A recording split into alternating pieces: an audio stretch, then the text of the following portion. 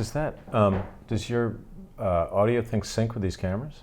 After in post-production. Post-production. Geez, you're getting fancy. Can you believe this? You're getting very fancy. Do you remember when all I had was a little mini? We went to the diner that first time. Yeah, I liked it that way. I know.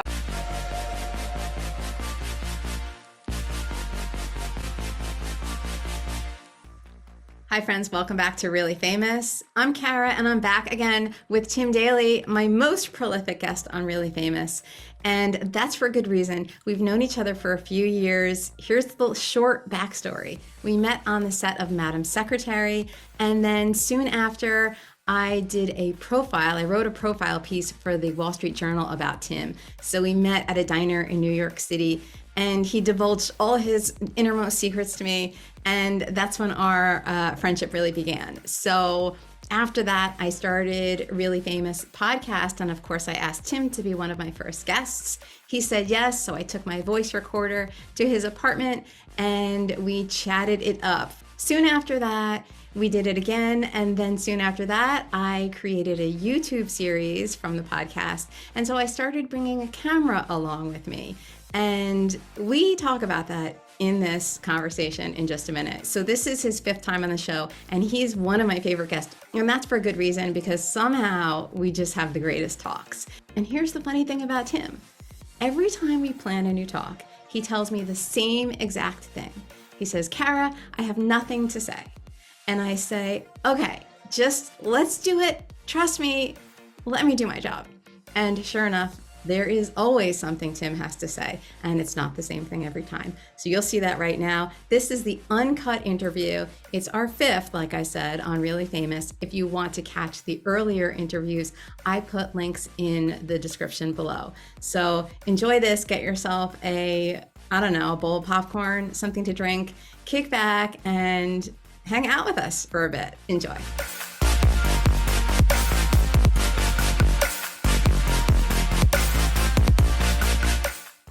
I'm pop culturally completely out of it. I don't think that's true, because I remember talking about different shows with you, and you were shows are one part of pop culture. I know, but that was a long time ago. There's so many shows now. I'm just behind.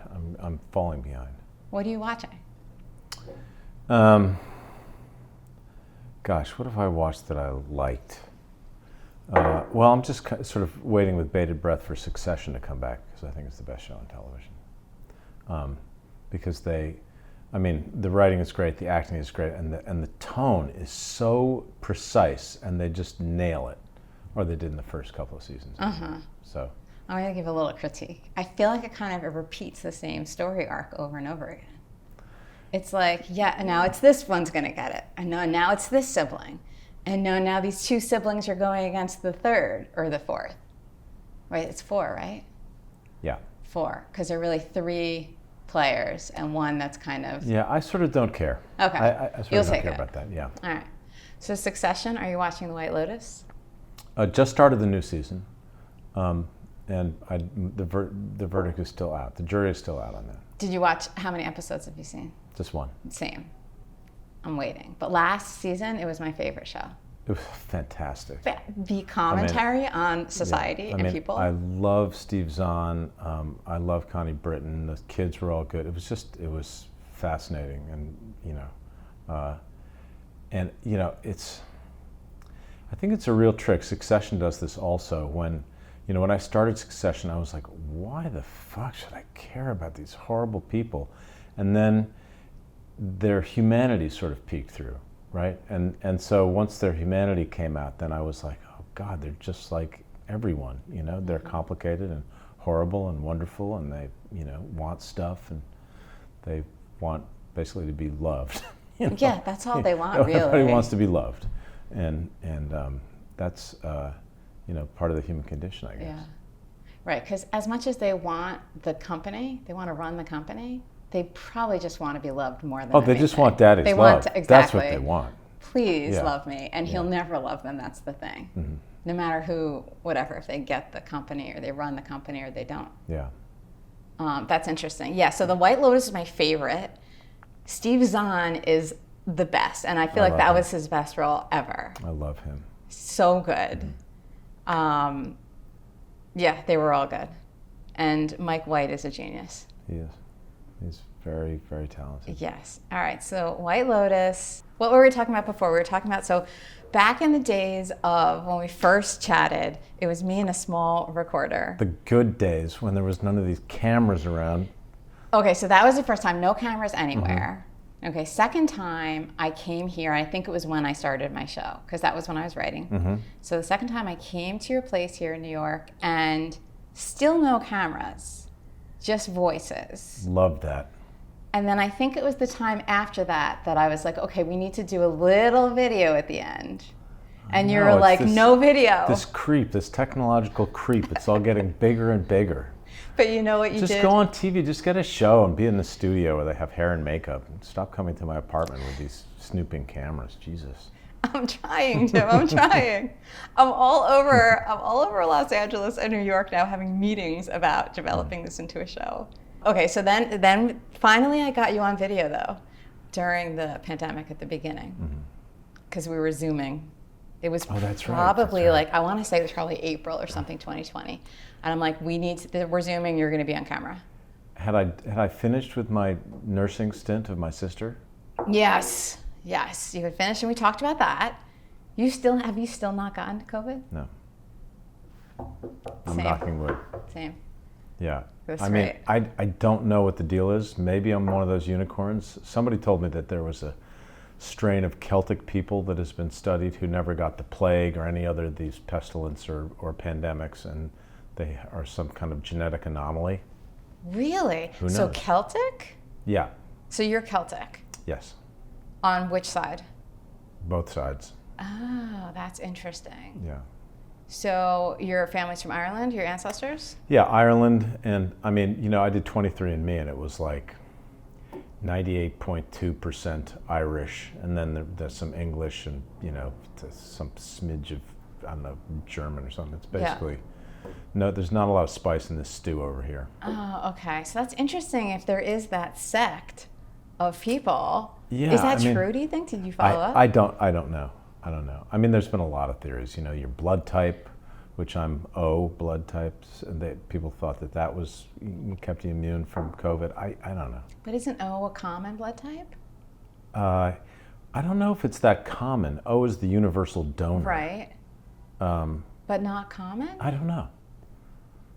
I'm not a doctor. I just don't want to get COVID. We're allowed to theorize. I don't want to get it either, but I often wonder how I haven't gotten it yet. But of course, it's also possible that we had it and didn't know it. That not with me, because I don't have antibodies. I was tested for antibodies a couple of times, and I didn't have it. So. All right, well, we'll just consider ourselves lucky. Go fig, yeah. How are your bloodlines in terms of longevity? Do you know? Well, there's a lot of like tragedy, like right. early death and suicide and crazy ass shit. My grandfather, who I never met, he was a terrible drunk, and he was in a car with 4 other guys racing a train to the train crossing, and they were hit by the train, and all 5 were killed. So that was early demise. I think he was in his late 40s. So it's kind of hard to know. And my grandparents on my mom's side lived till their 70s. My mom lived till she was 88. She had a good run, had all her marbles. And that was after drinking too, right? Yeah, for many years, yeah. But she was one of those people who, she smoked 3 packs of cigarettes a day for 40 years, and when she quit, had no lung damage. It's like, what the hell? Just one of those, I don't even know how to, describe what she was, but she was, stout. I wonder if that's that Celtic. Yeah, I don't know. Heritage or something. Who knows? So, we talked about it a little bit, but I don't think you ever really fully talked to me about your whole sobriety. Like, you celebrate your birthdays. Mm-hmm. And they're big birthdays. You've been sober for how many years now? 40 years. 40 years? 40 years, which seems so improbable. But, yeah, it's incredible. Happy birthday. Thank you. When was the date? October 23rd, which actually happened also to be my dad's actual birthday. So, I don't know, somehow it all seems very momentous, My dad's birthday and my birthday were the same day in a weird sort of way. And you didn't plan that was going to be the day. You just happened to stop that day and No, never go back. I don't think most people put it in their day planner, like, get sober on October 23rd. No, it didn't work out. What happened that day? I'm just trying to think whether I want to talk about the specifics of it. Why wouldn't you want to talk about the specifics? Well, because, you know, there's so many stories out there, and some of them are so dire and so dramatic, and mine was, in a sense, kind of run of the mill, because, you know, I'll just say this. I was incredibly fortunate because there were no arrests, there were no major injuries, there were no violent episodes, but the thing that's interesting as I think about it is that the difference between my sort of rock bottom, whatever that is, and someone that has a lot of you know, stories about mayhem and violence and craziness and accidents in prison and all that stuff, is a razor thin edge. And it was only by pure luck that, or something, or divine intervention or something, if you believe in that, that I wasn't, you know, one of those people who did that. I wouldn't have done well in prison, by the way. So glad I didn't have to do that. How do you know? Have you seen me? So you're talking about physically? Yeah. I mean, you know, like, I don't think, you know, when I was 20 years old, like, you know, you know, sort of a basically non-violent person, I don't think, you know, cute guys do that well in prison unless they, you know, have the ability or the inclination to defend themselves in a really vigorous way, and that was not me. I feel like you told me last time that you looked like a girl at a certain point, right? When I was a teenager. When you were a teenager, okay. Sure. So you're a little older, so maybe you're looking more like a man at that point, but still a pretty man. Well, I'm still working on that. You have your man beard on now? How's that working out? I don't know. It's kind of white and fluffy. Do you like having it? Sometimes. You know, there's a point at which it becomes, I mean, it really depends on how willing Taya is to kiss me with whatever, you know, length of beard it is. Yeah. Because it goes through a period where I guess it's quite spiky. And, you know, when you go to kiss someone you love and you see them go like, then you know you're at a bad stage. So that's how you know how to trim it or when to trim it? Yeah, I either have to like let it grow for a few days till it gets softer, or I have to just shave it off. All right, okay. It's really a thing now. Like, everybody wants to have a little beard, I feel like. It's crazy. It's kind of funny, actually. It was from the pandemic, don't you think? That's how it started? Oh, you should have seen me during the pandemic. I did see you. I mean, I grew like a whole billy goat thing. I was going insane. But yeah, I think that's when it started. Now everybody wants one. Yeah, I think it started before that. Do you? Yeah, a lot of guys are rocking beards now. Yeah. Like the. I don't know. By the way, how do athletes do that? They're sweaty in these big bird's nests. I don't know. It's like, ugh. Anyway. Yeah. I wonder about that too with like long hair. You want to pull it back and whatever. But some athletes who have a lot of hair and like it might be down or something, like I couldn't do it. Yeah. Hair's got to go up when I'm doing anything like that. And my hair's short now. Okay, so you know your fans are going to want to know, I need something about Taya. Something. I know you're not allowed to talk about her.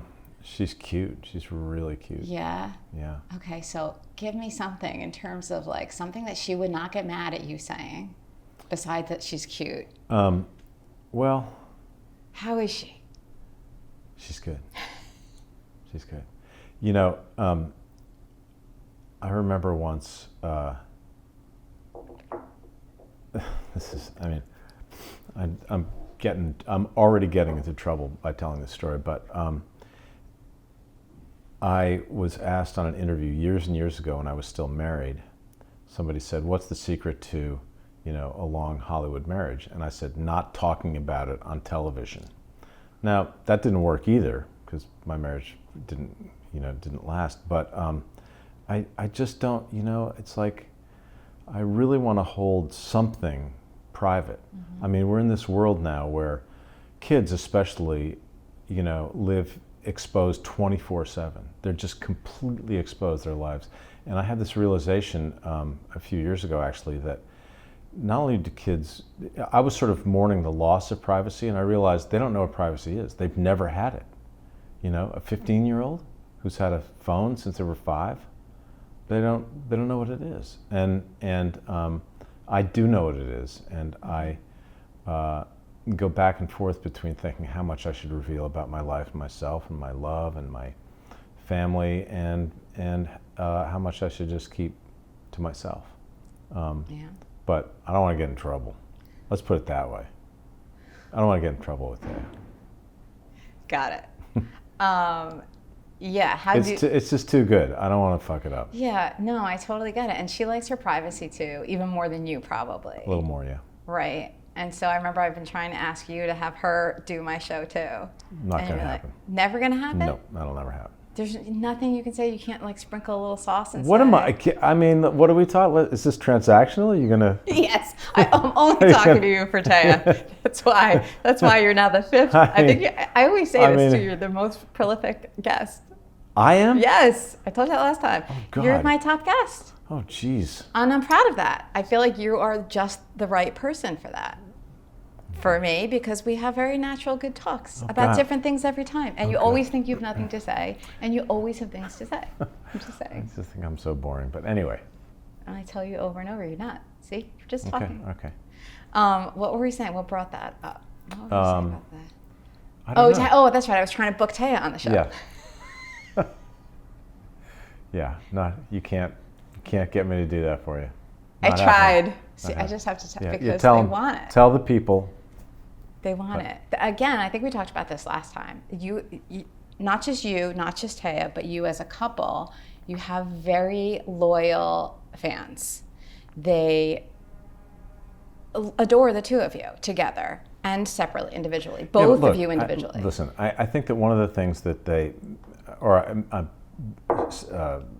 speculating that one of the things they like about us is our integrity, and as a couple. And so I think that if we start changing the rules and feel like we're publicizing ourselves or our relationship for some kind of weird gain, it would be weird.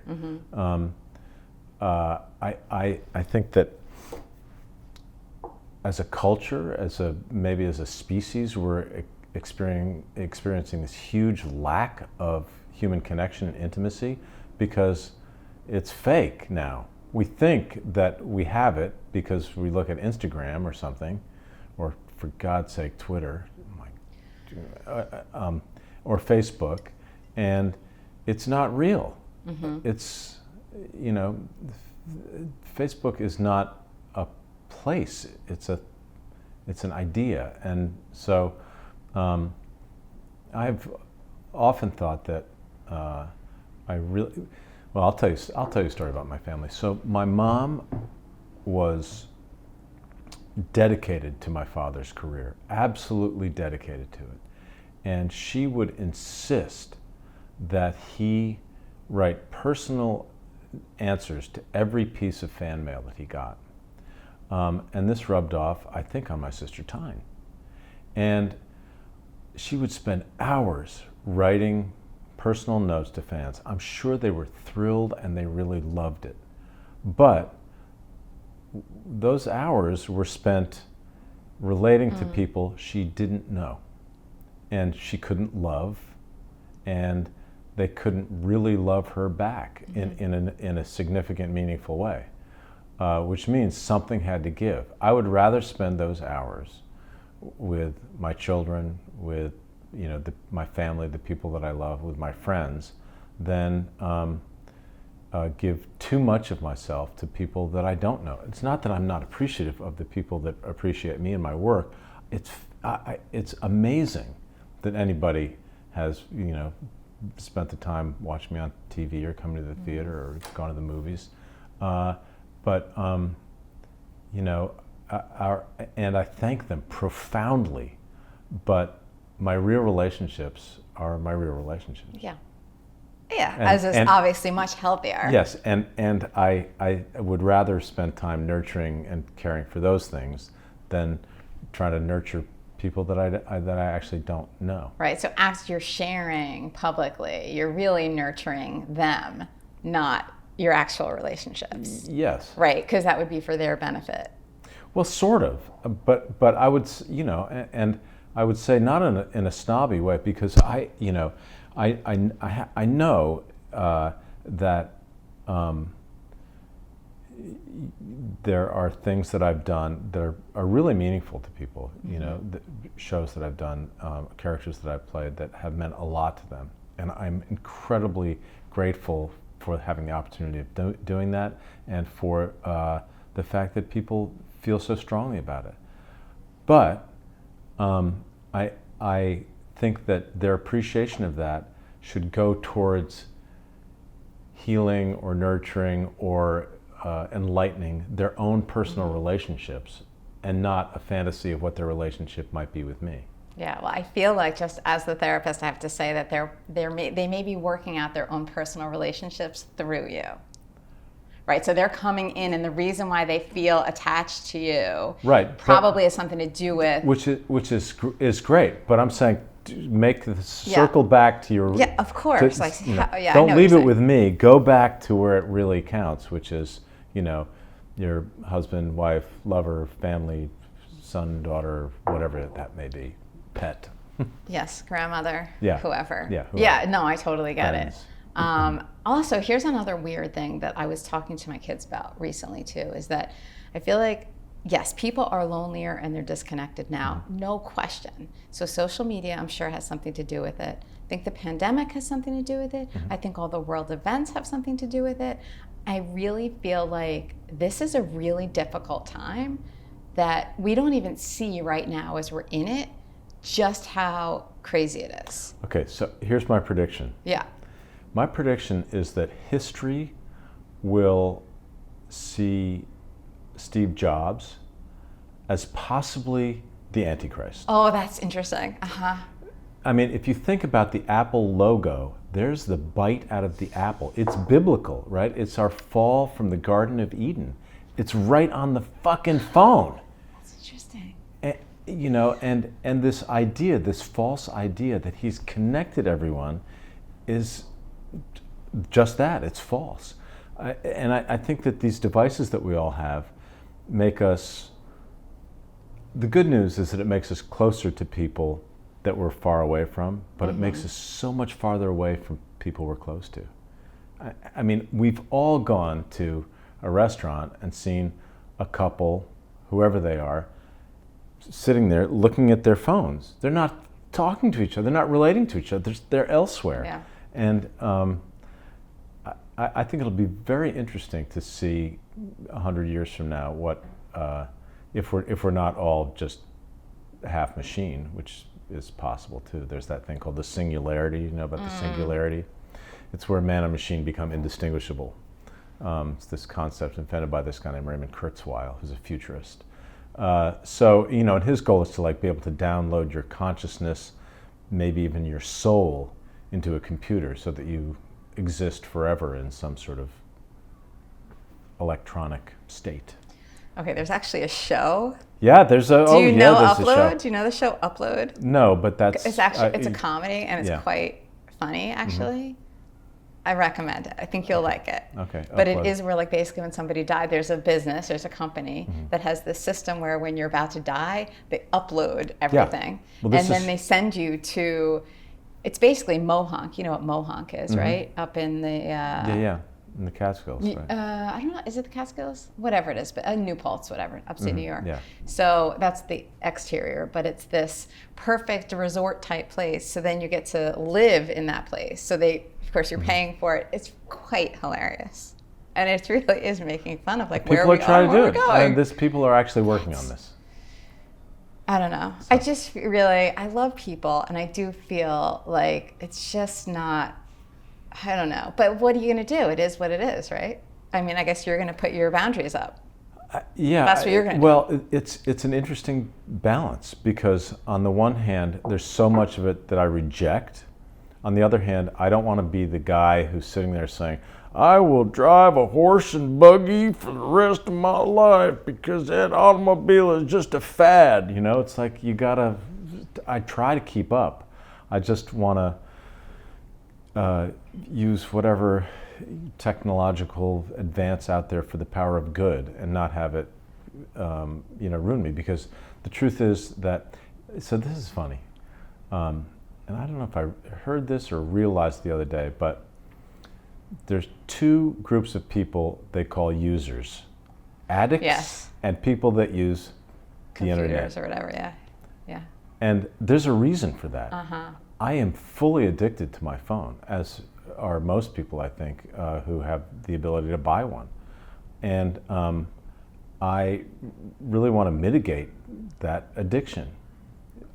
If it is vital to my existence, then I'll use it. But I don't want it to use me.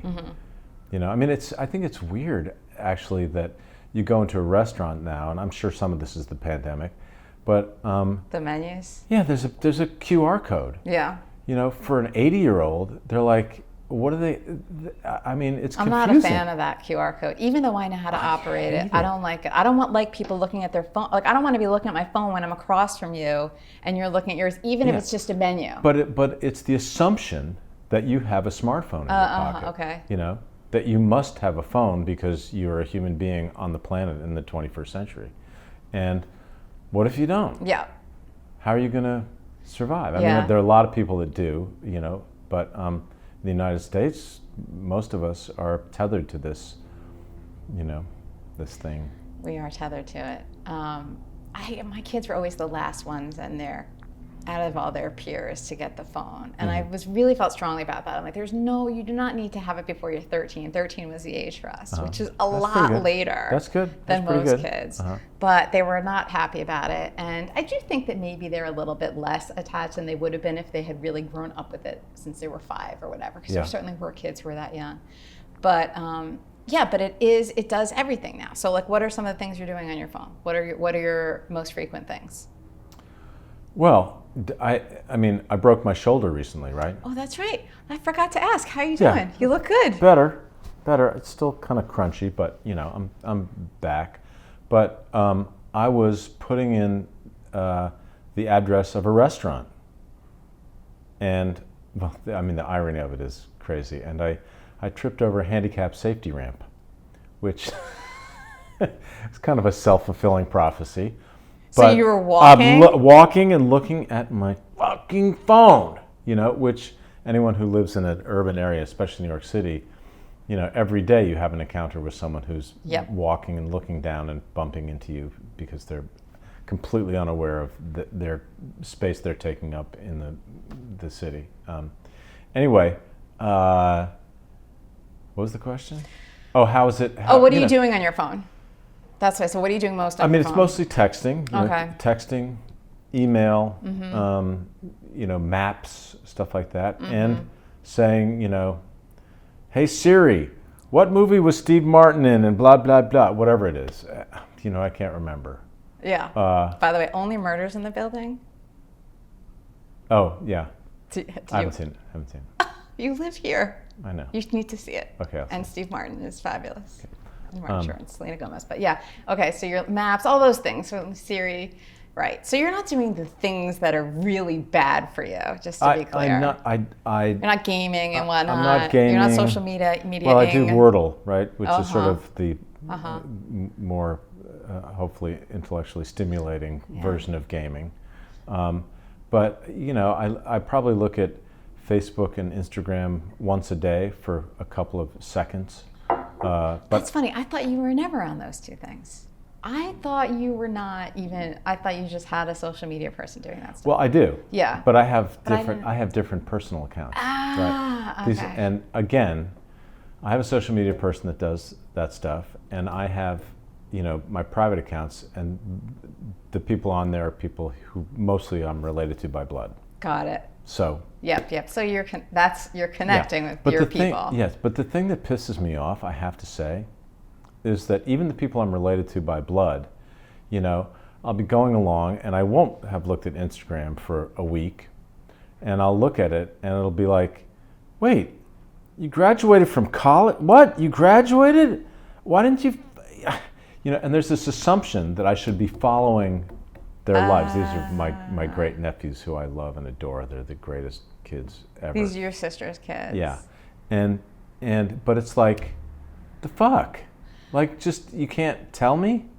You know, I have to actively follow your life through the pictures that you post on something. It's just weird to me. That is interesting, because that's another example of like a little lack of connection where there should be one, because it's already done that way. Yeah. Where so nobody's getting on the phone and calling you and saying, hey, guess what, Uncle Tim? Yeah. I'm graduating in a couple of weeks. Yeah. And I'm freaked out. I don't know what I'm going to do with my life. Right. Something. Anyway. Yeah. That's interesting. But I also, I have to admit to my own hypocrisy, because if somebody texts me and I don't answer right away and they get annoyed with me, I'm like, oh, fuck you. Like, why am I'm not on a string. I'm not, like, you know, I'm not at your beck and call. But then there's the double standard. I text someone, they don't get back to me. I'm like, what the fuck? I texted you. Where were you?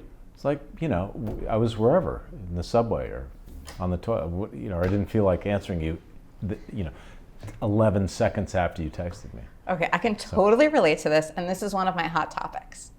So texting and emails also, so maybe you can help me work through this and figure this out. Okay, I got you on this. Okay, good. So email and text, they are different things. Some people prefer one versus the other. Fine. So texting also, if a text comes in at a bad time, like maybe you're in the middle of something else, you see it, you kind of clear it out of the way because you're doing something else. Then you're going to get back to the person, but you forget, because that's what happens. They're no longer at the top of the list, right? So you completely forgot that they texted you. There's a good reason not to text. However, some people are notoriously bad at answering texts. Some people just won't answer a text. It's the same for email, actually. It's kind of the same thing. So what is this about? People not responding to texts or emails. I know you're not that person, but I'm sure you have people like that in your life. So explain that to me. Well, that's my question. I think that the people that don't respond are probably more highly evolved. Wait, are you calling both of us not highly evolved? I am. Because I feel like I am highly evolved, and I'm very responsible at getting back to people. I know, but we have blind spots. But the idea that it's our responsibility to respond to someone. I'm not even talking about like that. I'm really talking about a big delay or just a complete disregard. Well, I'll tell you what happens to me sometimes. I'll get, and I have to be diligent about this, I'll get an email and think, I gotta respond to this, but it needs to be a thoughtful response. So I'll get to it in a couple of days. Yeah. And then for whatever reason, I'm on my phone or something, and my phone decides that I've read it. Or you know, I open up my phone and there it is, and I go back, but it checks it off as having been read. And then I forget that it's there. And then, you know, 3 weeks go by. I'm like, oh, and somebody will say, like, hey, what the fuck? Where were you? And I was like, oh, God damn it. I was supposed to respond to that email, but it got, you know. Yeah. Anyway. That's fair, and I think that is what happens. I find that happens more with text for me personally. I will forget texts more than I will emails, because I have my emails kind of Well, I did notice that Apple has a new thing, for better or for worse. No, where if you get a text and you think, oh, I need to make sure I respond to this, you can save the text as new. Oh, okay. So, I mean, the same thing can happen. You can accidentally, you know, go past it and it thinks you read it, But do you ever just drop a text? Do you just drop a text on purpose and be like, I'm just not responding to this? Or an email? Not often. You know, there are. Well, I also, from time to time, I don't know how this happens, but I will get a text from someone or an email from someone that knows me, and I don't know them. or I know them so briefly that I'm like, I don't need to respond to this person. I don't really have a relationship with them. It's kind of like, and this is an awful thing to say, but this is how bad a person I am. I'm telling your audience. Every once in a while, you'll do a TV show or a movie, and there'll be a background artist. And, you know, I think of myself as a fairly friendly type, and I'll be doing a scene at a party, and some background artist will be, you know, a waiter, let's say, and I'll say, hey, how you doing? Tim. And they'll say, hey, Tim, nice to meet you, Joe. I'll say, hey, Joe, when I come over here, maybe you go around the other side of me, or can you give me a little more space in there so I can get a thing? Like, sure, Tim, fine. Cut to 3 years later, you know, somebody comes up to me on the street and says, hey, Tim, hey, man, how are you? We worked together on blah, blah, blah 5 years ago. And I'll be like, what? Yeah. You know, and they have a you know, fond memory of a moment that we spent together, but I just don't, I mean, maybe some people's minds work this way, but I don't. Yeah. Well, yeah, how could you? Because you've come thousands upon thousands of people. And so I can't quite, I mean, and part of that is one of the weird things about being in the public eye. I mean, for instance, you know, when I go to, say, a high school reunion or something like that. Your high school reunion? Yeah, like if I went to my high school reunion. Do you go to high school reunion? I do from time to time. Oh, okay. But there might be people who I haven't seen in 40 years, like since they were 17 years old. And the difference is that they have been seeing me over those 40 years until they've seen me grow old. They know what I look like. They know what I sound like. I have no idea who they are. And they say, Tim, how are you? I'm like, yeah, that's weird, awkward.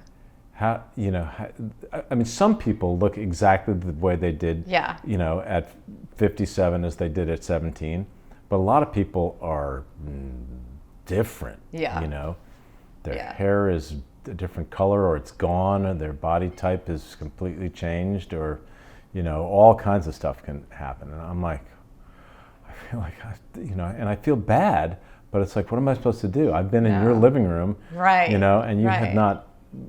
But I haven't been, you know, with you. Yeah. I've just been on a box. It's just weird. It's different, but it's similar. That I remember when my daughter was in kindergarten, she was little, and my son was 2, I think, and I would take him in the stroller. I'd walk her to school every day. Take him in the stroller, we'd take the same route day in and day out. She would like bounce her way to school. And then we were at some school event, and some man came up to me, and he's like, hey, how have you been? And I'm like, I've never seen this man in my life. And then I realized, or I guess he told me, I see you walking to school every single day. So he was so used to seeing me and my 2 kids walking to school every day that he thought he knew me. I've never seen him. He was in a car. Yeah. Never interacted with the man. That happens. I find that happens in, well,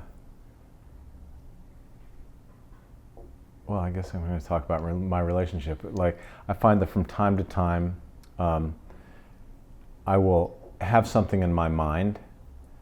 You know, it could be something mundane, like, you know, we need eggs. And Taya will come back from shopping, and I'll say, where are the eggs? She said, I don't know we needed eggs. It's like, yeah. And then I realized, like, oh, I said it to her in my mind, but I didn't actually say it out of my mouth or write it down. I just expected her to read your mind, read my mind somehow, and it goes both ways. There's an interesting thing I read about a couple of years ago called transactional memory, which I think is really funny, and it's kind of wonderful and sort of dangerous, where couples, and this certainly happens in my relationship, like if one person is really good at something, the other person just cedes that thing to them, you know. If you know how to work the remote control, then it's like, here, honey, you know. And so that you don't have to remember, and you remember the stuff you're good at, and the other guy remembers the stuff they're good at. And I think that's how things operate. Yeah. The only problem is that, you know, if you know, lucky enough to get old, but if one of you kicks the bucket, then you're like, oh shit, I've spent 40 years not knowing how to use the remote. Now what do I do? Yeah, that's learned helplessness is what that is. It's learned helplessness. That's a psychological term, which is true. It's like sometimes when it's like that. Do you teach what's the expression? I forget all these expressions now.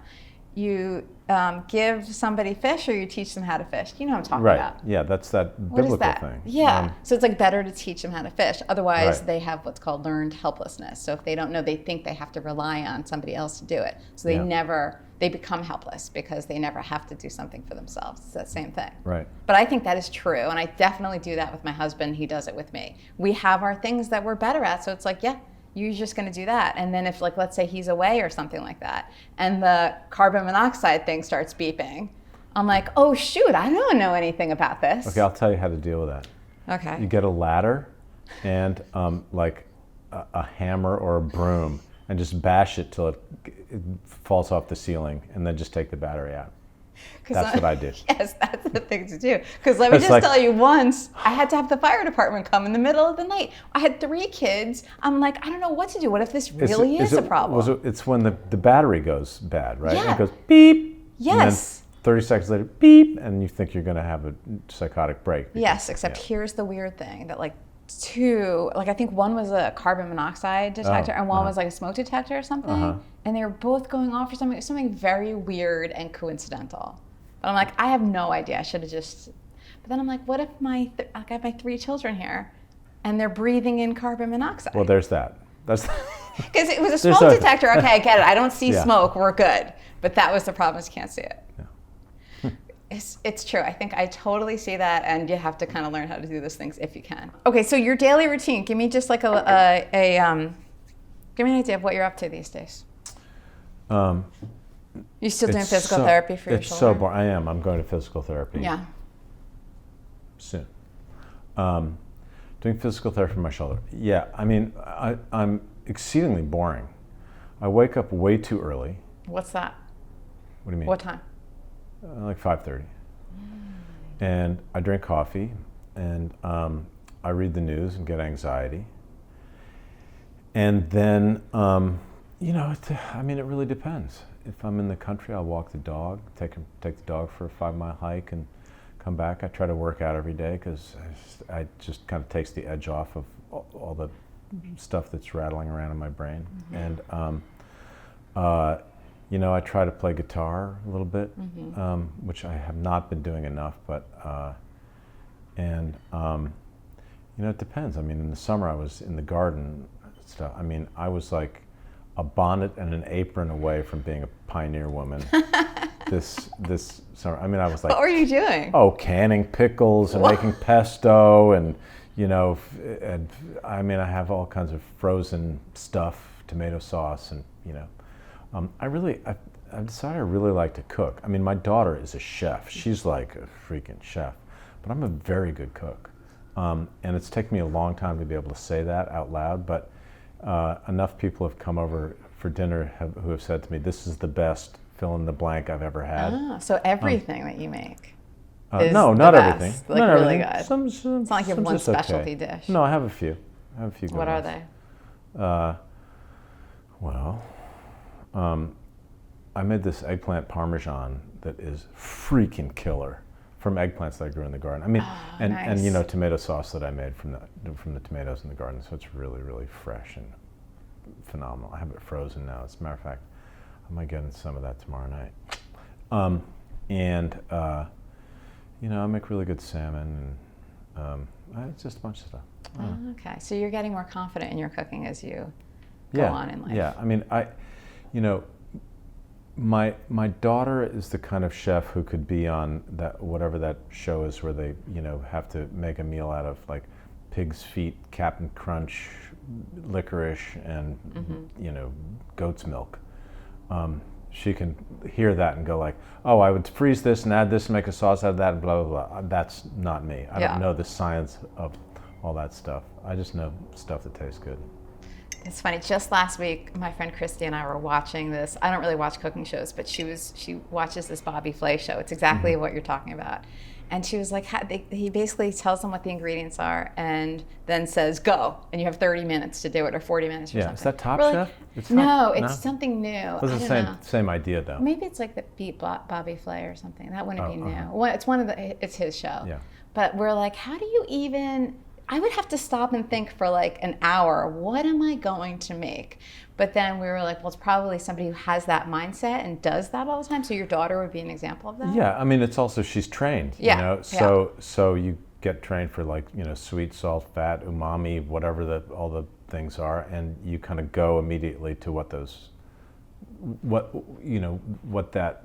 the palate. that palate would be, and right. which thing suits that. I can appreciate those foods. Like, I'm not a cook at all, I'm not a chef, but I do. Sometimes it's other level. You know, if somebody really knows how to take all those flavors and what to do with them and how they intermingle in your mouth, it's a good thing. It's big talent, as far as I'm concerned. Anyway, so I do that. Okay. And you know, I'm trying to produce a couple of things. Some for myself, some not, and. I sort of hate it. Why? Just because it's so freaking slow, and you have to ask people for money, and I don't like it. I just want to do it, and I also, I think that my taste, it has nothing to do with the taste of most people in society. I just like things that are so weird and complicated, and people look at me like, oh, this is so weird and complicated. I'm like, yeah. Yeah, but that's what makes things good. Okay, the best shows are like that. So, like, what are we talking about? Is it that you're not explaining it well? No. 'Cause it's hard to explain? No, it's that, you know, I may have said this to you before, but, you know, I started out in having a career in show business, and I've wound up having a career in business show. There's so many people who have permeated the entertainment industry, who have MBAs, and who are really well trained at looking at flow charts and pie charts and, you know, graphs and, you know, ROIs and whatever the fuck else all those things are. And they want to apply an industrial paradigm to art, and it doesn't fucking work. I mean, it does for certain things. You know, if you have Tom Cruise, who I think is an incredible movie star, you can basically paint by numbers and put him in something that you can pretty much guarantee will make you this many hundreds of millions of dollars, because it's a formula. Yeah, it's predictable. Yeah, it's like making you know, a can of soup. This is the recipe, or Coke. Here's the recipe for Coke. You make it, you put it in the bottle, you put it in the store, people will buy it. And you know, it's just so much more difficult to find something that is unusual. I mean, for instance, White Lotus, right? I was thinking exactly that. Here's White Lotus.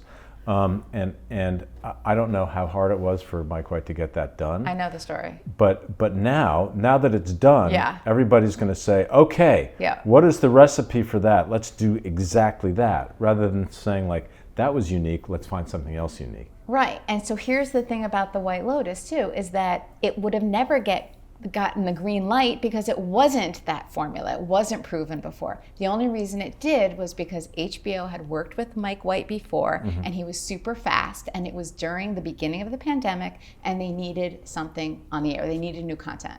Right. So they said, can you make a show for us? And basically gave him a blank slate or whatever. So he did it super fast, wrote it, the whole thing, produced it, done like that. And it's the only reason why I thought that, because he got everything else got passed. Yeah, and by the way, they went to the Four Seasons on Maui, where it was safe-ish.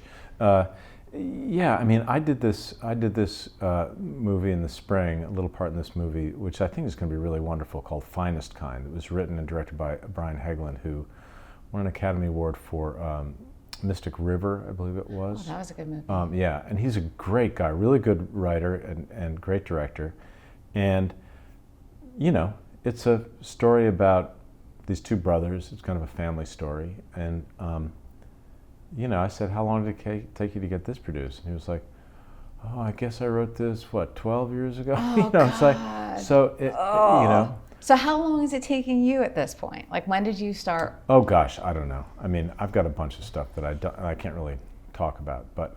But by the way, this is all I've been hearing lately is exactly what you're saying, because as I said, I've started the process of that too.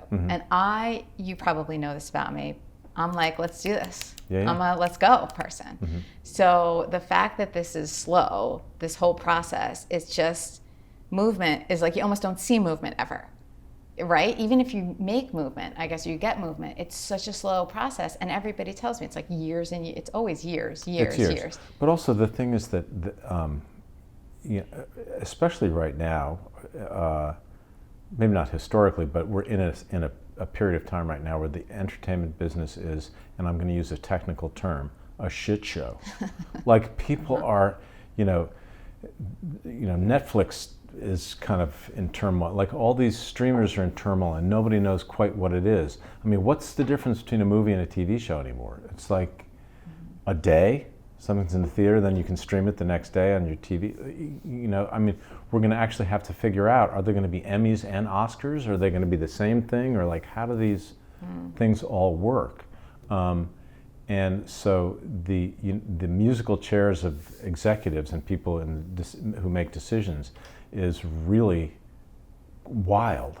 And one of the cornerstones of being, given the reins of a studio or a platform is that you throw out everything that's in development to make your own mark. So it's very rare that someone who comes in to run a company that produces a lot of content says, oh, this thing the last person developed is really good, let's make this. That happens very seldom. Usually it goes on a shelf, then it goes into turnaround, and then the writer or producer gets it back and they try someplace else, and maybe 10 or 12 years later it works. But then you have to account for the fact that it's 10 or 12 years later, That's the worst. I can't stand that. And I mean, it is exactly, it's a creative field that is most definitely a business. So there's no way around it. But it's not the only creative field that it's a business. I'm sure right? There are other industries that are creative, arts, whatever. Well, but yes, this except I have a theory about it. Okay. And I'm probably going to get a lot of shit for this, but I think that someplace, maybe in the 80s, people who were going to business school, this sounds really weird, but people who were going to business school figured out that it was a lot easier to get laid if you worked for Paramount than if you worked for Acme Corrugated Boxes. Okay. And so they were like, I'm a nerdy guy and I want business. I mean, I'm saying guys because, it's still a very, male-dominated thing, which is not good. And, if you're asking somebody out on a date and you say, yeah, I work for Paramount, it's hotter than saying, it's sexier than saying I work for Acme Corrugated Boxes, even if you make a little less money. But it's just a funny thing. There's the allure. I mean, look at our culture. Look what has happened to us. It's like we can't just do a profession anymore. If we're a chef, we have to be a celebrity chef. We're a carpenter, we're a celebrity carpenter. If we're a real estate agent, we're a celebrity real estate. It's like everything that people just did, often very happily and very, successfully and lucratively and all those things, has become this quest to make it a public event. Like, I'm a star bodega owner. I mean, why can't I just own a, Actually, that deli? might be a good show. Yeah, someone's going to do it now. Yes. I make $1 trillion, Right, and I right. want my cut. That's right. Tattoo, famous tattoo art. I mean, everything isn't. We don't see success, and I think this is damaging our children really badly. By the way, we don't see success unless it is publicly acknowledged, unless we have so many likes and people see it. And External validation. External validation, and I understand it. I'm not a psychologist, but I think that it's part of our humanity, part of something in our DNA. We have to prove to ourselves and to other people that we exist. And so we're a cave person, and we take a piece of charcoal, we draw a saber-toothed tiger and a guy running on the wall, and we point to it, and all the other cave persons go like, ugh, ugh, ugh, like, yeah, I know, I see that, man. That same saber-toothed tiger chased me. And then you feel validated that you exist. But now, it's, I mean, you know, I remember, I won't name names, but there was a story about these 5 girls who were going on a trip to a concert or something. They're in a car, and the girl in the passenger seat has her, you know, is Instagram live or something, and blah, blah, blah. And she does something, so she sees herself and the 3 people in the back, and the driver is pissed because she's not part of the video. You know, the video or whatever it is. Yeah. And it makes it seem like she doesn't exist because all their friends they're disseminating it to, and maybe strangers, don't see it. I can't remember where I'm going with this. But yeah, well, we're talking about external validation and approval, and this must have been about television business. Yeah, I mean, it was the thing. It was the thing about the corrugated boxes. Oh, okay. The thing about being, you know, right, but about more sexier. Why? Why they're in business in this creative field. Yes, why they're in business.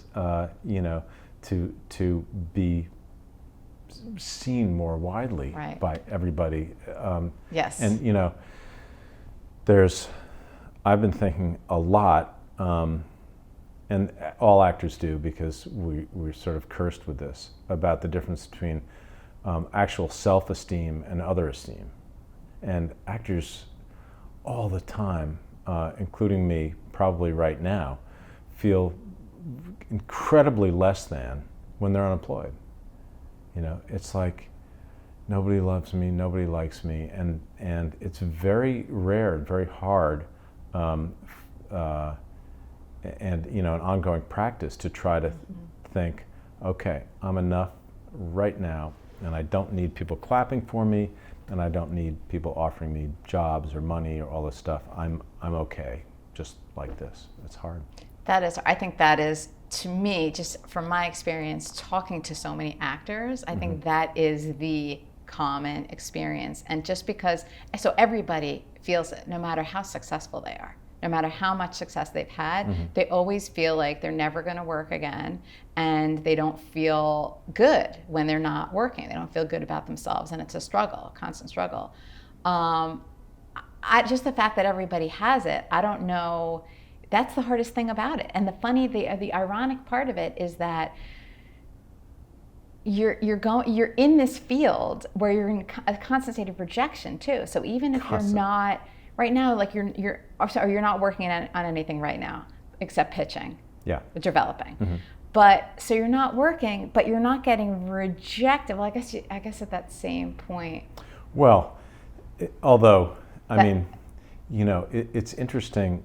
I'm at an interesting kind of crossroads right now because on the one hand, I feel this sort of overarching rejection because there's kind of nothing out there for me, nothing, and so it's not like specific project where I was in consideration or there was an audition or something and you were rejected because of that. It's like there's no opportunity.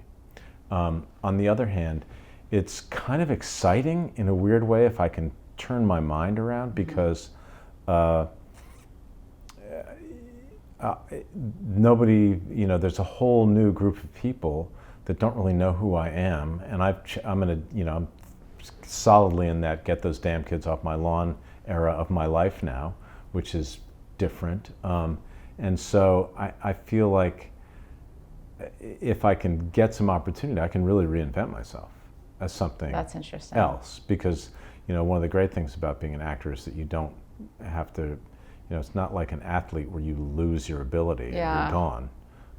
You know, your ability hopefully gets better and more interesting and honed as you get more experience. So, you know, I'm sort of sitting here waiting for someone to it's like starting over, like to give me a shot.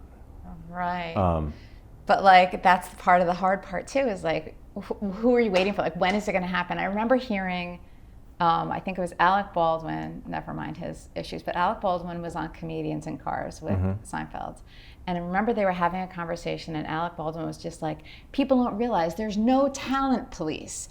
The police aren't going to show up at your door one day and say, you're talented, I'm going to take you over and make you a star or whatever. Right. So I think that's one of the things too that people realize as time goes on is it's not like you're waiting and people are just going to discover you or whatever. So you know that you have to actively be the pursuer, which is, again, it's a hard thing, I think. And it's also, you have to have permission to do it. I mean, you know, I could do King Lear in my shower, and that's not going to really make it for me. Yeah. You know. But by the way, when you do, I just have to jump in and tell you though, when you do little things, you don't realize you're acting in the middle of our talk. It's like, it's very, you pretend you're somebody else for a second. I do? It hasn't happened many times, maybe twice in today's talk, but it'll grab the viewers too, it's not just me. It's so interesting to watch because you see your talent come out. And it's like, yes, there you are, doing your acting thing. It's quite good, you should be doing more of it. Okay. I don't mean in conversation, I mean, exactly like you said, that skill set doesn't go away, it only gets better. So I see it even in a regular conversation when you're playing somebody to illustrate something. And here's the thing though, you know, I need permission. I need permission from someone to do it, which is just a very odd thing. The other thing that's odd is that there's, you know, people talk a lot about meritocracies. There's no rhyme or reason to it. You know, there are renowned actors who suck, and there are renowned actors who are fantastic, and there are unknown actors who are brilliant, and there are unknown actors who suck. So it's not like, you know, I mean, if you get on the road to being a lawyer, you know, there's a road and it leads to the end, and then you're a lawyer, and that's what it is. You practice the law, and you get to practice the law. And you get to practice the law. And if you're an actor, you get on the road, and there's not even any road. Like, you could be a movie star in 3 months, and then it could all go away or could come back. I mean, there's just no path. So it takes a certain kind of personality to withstand the rejection and the uncertainty and all that stuff. And I think it damages a lot of people. And I think it also drives some people insane, especially if they've had huge success. And you know, I've worked with some of those people, and it's sort of sad because one of the byproducts of their success is that they get isolated from the thing that the impulse that they had to become an actor, which is observing people and life and the things that connect us all. And suddenly they're in a bubble. They're in a private plane, they're in a limo, they're, you know, in Bel Air with people who have similar things, they have security. They're unable to sort of observe and be enriched by the real stuff that people are going through. Yeah, the bigger the star, the more likely that's going to happen. And honestly, I mean, from my point of view, I'm not going to name names, but I see it in people's work. People who go like, wow, that person is onto something, and then it vanishes. It doesn't vanish, but it sort of, you know, gives them all these opportunities, and then a few years later, it's like, what happened to their humanity? Like, what happened? Like, why are they? So you can see the humanity no longer there in their performance. Oh yeah, of course. I mean, because you're an actor, especially. But that's what makes the good performances, is the humanity, right? Yeah. To an outsider. Yeah, and sometimes I think, you know, there's a lot of pressure on performers by business people to become a commodity, because that's how they make their dough. Right. So you said self-esteem and esteem. So self-esteem, but you didn't define them necessarily for me. So self-esteem is how you feel about yourself. So during this time, then what's esteem? It's self-esteem and other esteem. Oh, other right? esteem. Other esteem. Esteem that comes at, external esteem, kind of. Yeah.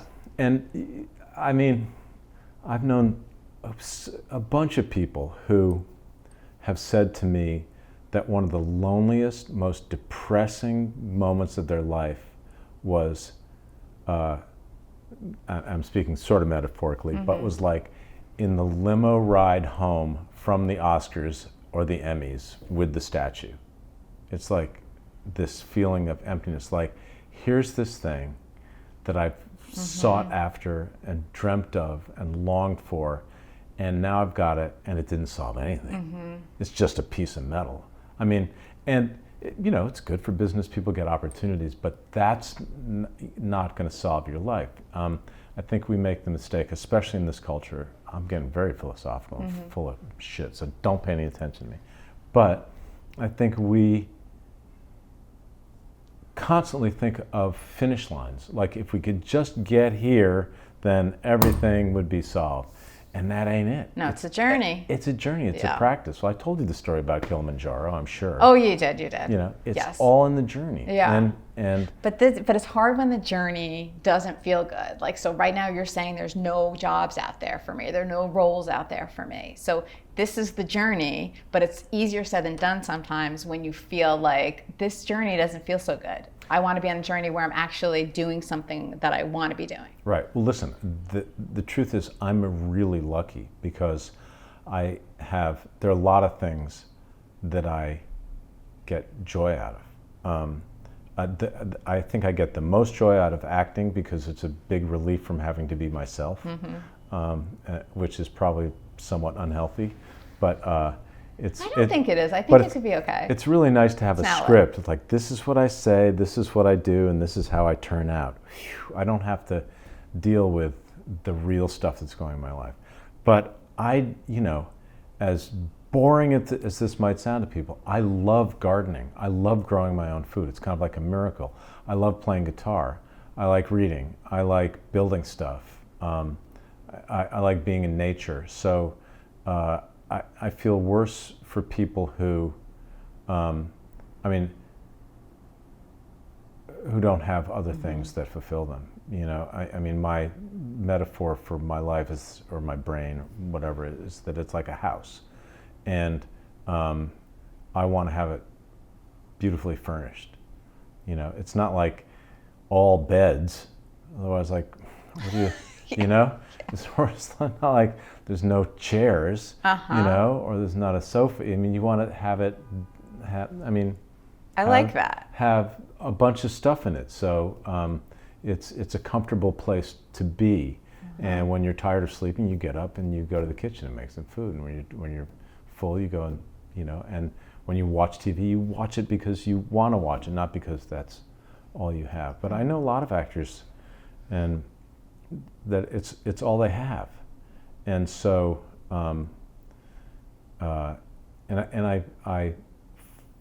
find those people really interesting, but ultimately tedious, because I don't want to talk about the deal and the thing and the casting director and it's like.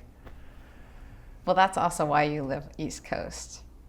Yeah, but it's getting a little bit. But it's getting harder and harder. Like if I could never know a single thing about Brad Pitt's personal life, I would be so much happier. I think he's a great actor.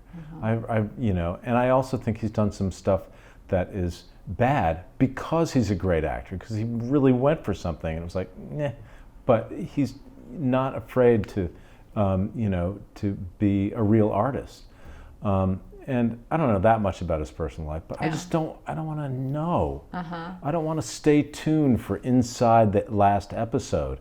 That's to me, that's like going to a magic show and having a magician say, this is how I pull the rabbit out of the hat. Right. And then like they pull the rabbit out of the hat and then it's like, yeah, you like the magic. That's magic. I just want to be transported. Right. I don't want to know the. Right. But you're also not a superficial person at all by nature. So that probably bothers you. You're going to tell me you're superficial? I don't know, maybe. How? Prove it. I'm complicated. I thought you weren't complicated. You always use the dog analogy for me. Well, that's true. So you're complicated, but you're uncomplicated. You're not superficial, but you are superficial. Well, it's kind of like, I'm also like the dog. I mean, my dog walks into the room and he sits down. He sits up very straight and he goes, "Oh." I'm like, what? He goes, "Oh." And it's like, he's speaking to me. Yeah. And I don't know what he wants. He wants something. It's like a baby. Yeah, he wants something. Sometimes I know. Sometimes it's like, oh, I gave you some leftover salmon yesterday, and you're like, the reason you're not eating is because I'm not giving you leftover salmon. This is I make up that I can speak dog, but yeah, I don't know. Yeah, no, I get it. Well, or he may just want a little love from you, a little attention. Yeah. He's bored. He wants to bond a little bit. Yeah. So, all right, so you're superficial, you're not superficial. What were we saying right before that? I'm losing that one. It was something about... it's not that important, I guess. Knowing people's personal stuff? Right. Because who cares about that? That's not what you're in it for. You're in it for the real things, I feel like. But then I'm talking about the superficial thing. Again, you're going to correct me that you're superficial. Well, look, I mean, I'm an actor. You know, any actor that says like, oh, I don't care about awards, blah, blah, blah, bullshit. Now, I think that, you know, Emmys, Oscars, Golden Globe, blah, blah, they are utter bullshit because they make a competition out of art, and that's just ridiculous. You know, it would be one thing if there were 10 scripts and you gave it to 10 directors and they made the same movie, exact same script with different cast, then maybe you could have a chance of comparing, you know, what was best. But the desire to be honored with something like that, every actor has that because you want validation and because it's a business thing. You want to be given other chances. The only reason that I would ever want to be famous or well known is because it gives you a lot more opportunities to work. That's it. I don't want to walk down the street and be hounded by people. I mean, I had, you know, part of my career which was, you know, bordered on that, and that's just, you know, tedious. It's hard, and sometimes really not fun. But you know, actors are vain, and I have vanity, you know, which is really boring, but. Vanity is boring though, isn't it? But it's like, how do you get rid of it? But could you imagine your life without vanity? It would be freer, more liberated. But it is what it is. Yeah. And you also, though, probably need some of that vanity for business, for your work. Yeah. I mean, you know, and sometimes I think if I just said fuck it and gained 40 pounds, I might get a lot more work. I mean, that might be a new, you know. That's your reinvention. There's my reinvention. But then I'd have a heart attack and die. That's right. So that would be kind of a bummer. I feel like you're off. Something's going to happen. It's going to be a different thing for you. But I really... Well, listen, I'm just dying to get old. I just want to get old fast enough so that I'm not, you know, that I still have my faculties. I can still learn lines by the time I play the old farts. Wait, are you saying that you want to be old enough to play old people in something? Is that what you're saying? Or am I misinterpreting what you're saying? Yeah. So you're in a space where you're not old enough? I don't know what I am actually. Do they give you feedback? No, they never do, right? And you can never trust it if they're like, oh yeah. No, the most feedback I get, I'll tell you the most feedback I get, and I'm, you know, going to try to say this, and not have. I'm sure someone is going to say, "Fuck you." That's, you know, that's a big problem. But the most feedback I get and I have for my entire life is too handsome, too good looking, too good looking.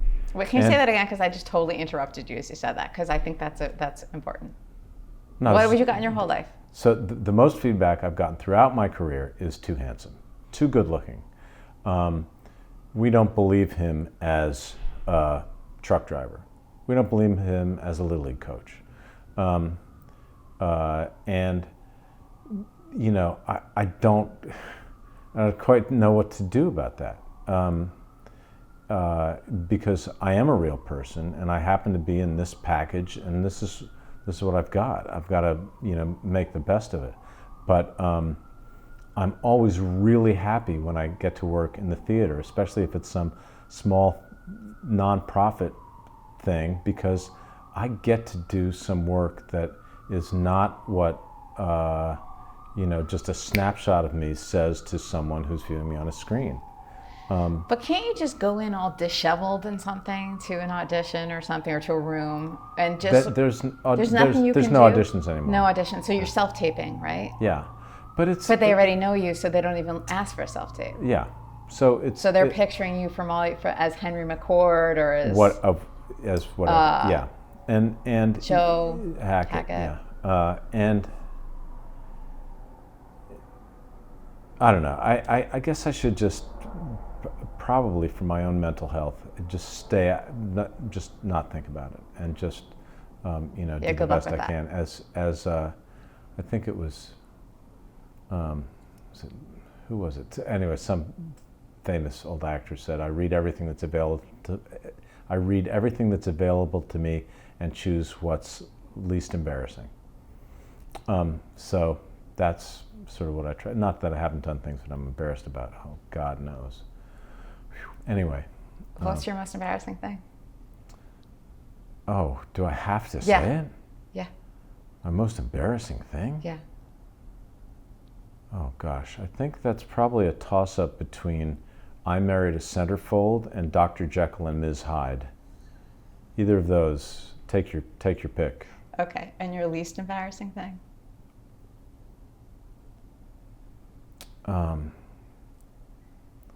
My least embarrassing thing. I mean, I don't know. I could probably. I mean, I could easily say The Sopranos, because that's an iconic show, and although I'm not sure it was the best work I've ever done, it's the best show I've ever been in. And because of that, I think my work got recognized. When I was doing Wings many years ago, I used to beat myself up a lot because it was in the era of like sitcom actor, sell out, right? That's what I heard in my brain a lot. Even though I had a great time doing it, and it was really, and it's funny because I look at it now and I'm kind of like, oh my God, that was a funny show. And the acting, and including my own, was really good. And it's the kind of comedy that I like, which is not people making faces or doing their stand-up or trying to be fun. It was based in some kind of reality, which, or truth, I should say. Reality is baloney. Truth is what you're after.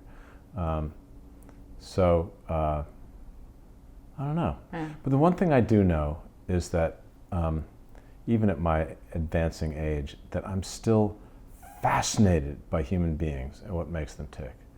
And I think that it's really important for us to tell stories to each other and to try to tell them honestly, and to try to tell them in a way that where we can, feel something about it, where there's an honest emotion.